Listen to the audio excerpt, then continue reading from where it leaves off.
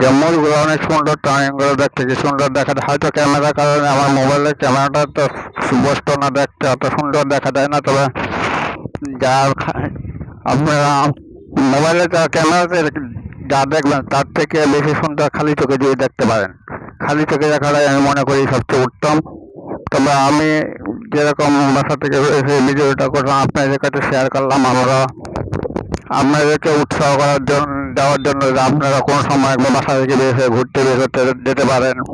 ঘুরতে গেলে আপনি আপনার ফ্যামিলি হয়তো তাদের সাথে ঘুরতে গেলে আপনার মন মানসিকতা অনেকটা ফ্রেশ লাগবে। আসলে প্রকৃতি এরকম একটা জিনিস, আপনার প্রকৃতিতে মন খারাপ করে থাকতে পারবেন না, আপনি বাসায় মন খারাপ করে থাকতে পারবেন। আপনি যখন প্রকৃতিতে আসবেন, মুক্ত হাওয়া বাতাস খাবেন, তখন আপনার কাছে অনেক ভালো লাগবে। বিষয়টা হচ্ছে এরকম।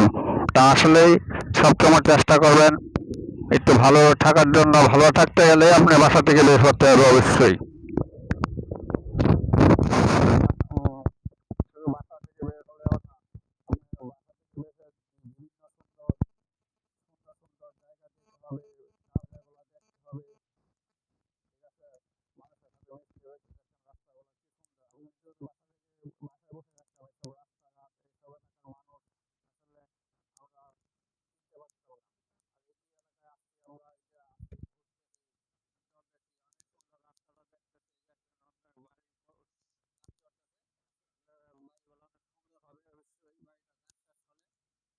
বাড়িটা গাছ টাছ হলে আপনার দেখার মতো একটা বাড়ি হবে ওইটা। আমরা এই যে ঘুরতেছি, যে কথা আমরা ঘুরতেছি, ঘুরতে বাসায় বসে থাকলে এই জিনিসগুলো দেখতে পারতাম না, যে সুন্দর সুন্দর।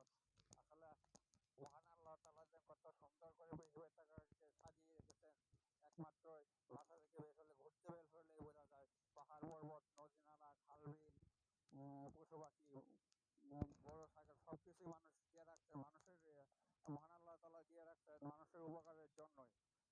আশা করি আপনারা বিষয়টা বুঝতে পারছেন যে